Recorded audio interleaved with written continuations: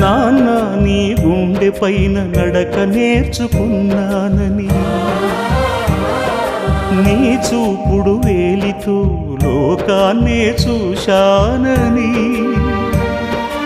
నాన్నను పూజిస్తే ఆది దేవుని కది అందునని,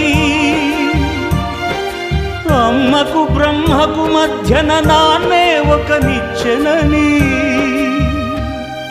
తెలియనైతి తండ్రి, ఎరుగనైతి నాన్న.